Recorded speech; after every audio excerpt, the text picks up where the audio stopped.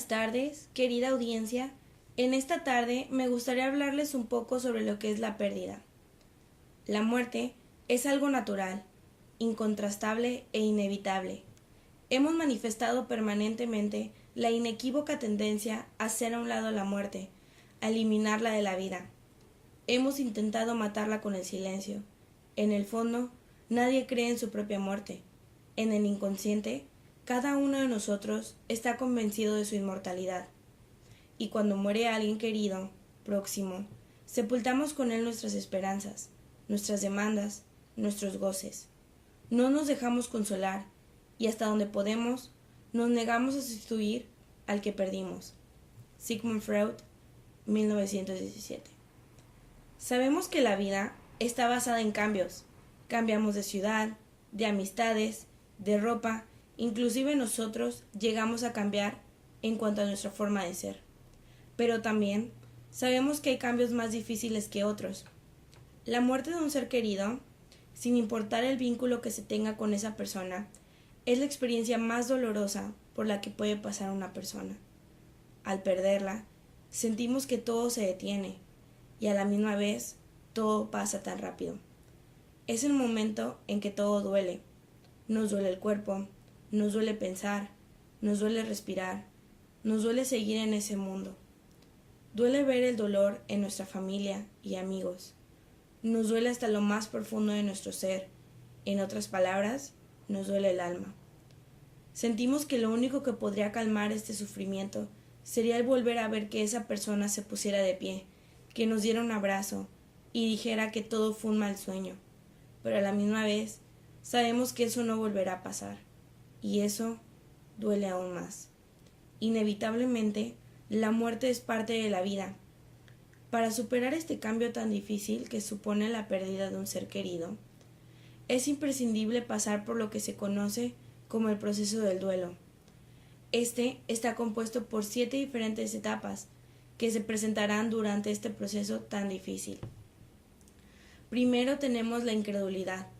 Es donde, aunque ya no lo esperemos, el recibir la noticia nos produce una especie de shock. Entramos en un estado de negación, confusión, en el que no entendemos o no queremos entender lo que nos está pasando. La regresión es la consecuencia al salir de este estado de shock.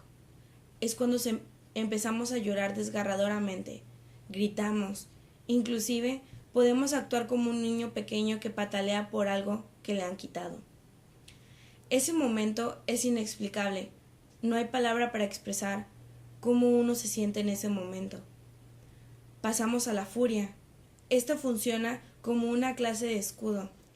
Intentamos buscar un culpable o culpables. Estamos molestos con todos y con todo. Sin embargo, por muy molesto que uno esté, sabe que es porque está sufriendo, y detrás de todo ello hay una profunda tristeza. La culpa es cuando sabemos que el buscar un culpable no servirá y entra en nosotros el peso de la responsabilidad. La culpa, el saber que pudimos haber hecho algo. También se le conoce como el estado del remordimiento. Cuando te culpas porque pudiste haber pasado más tiempo con esa persona, o porque te das cuenta de todos los errores que cometiste y te hubiera gustado cambiar. Pero recordemos que eso es mentira, y no debemos quedarnos con la culpa. Entramos a la etapa más dura, conocida como desolación. Es en esta cuando realmente conectamos con la tristeza. Es cuando entendemos el término de la soledad, cuando estás sin él o ella. Te quedas con el vacío que esa persona ha dejado o los espacios vacíos que en tu entorno dejó. Es aquí donde pudieran presentarse el soñar con esa persona, sentir a la persona ahí contigo, o inclusive escuchar su voz u olerlo. Tras la desolación, se empieza a vislumbrar que ya no duele tanto, o puedes ya realizar acciones por tu cuenta que sabías que antes no podías hacerlo sin esa persona. Dedicarle situaciones que te recuerden a esa persona. Por así decirlo, estás llegando ya casi al final de este proceso. Eso se le conoce como fecundidad. El último paso para llegar a la cima de la montaña, como muchos le dicen, es la aceptación, donde no deja de doler, pero ya puedes pensar en esa persona sin decaer. Comienzas a valorar lo que esa persona dejó en ti y lo que hubiera querido que fueras.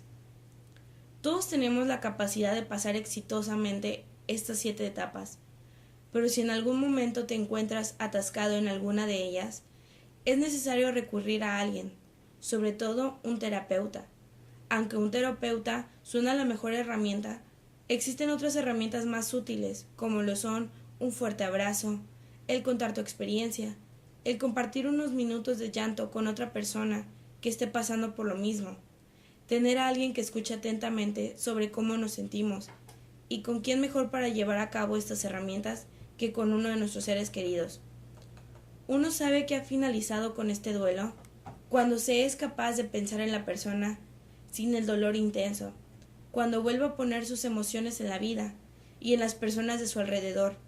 Sin embargo, hay algo que debemos recordar, y para ello usaré unas palabras de George Bucay, las cuales usó en su libro Camino de Lágrimas, en el cual dice que, al final del proceso, queda una cicatriz que nos recuerda que la pérdida se supera pero nunca se olvida.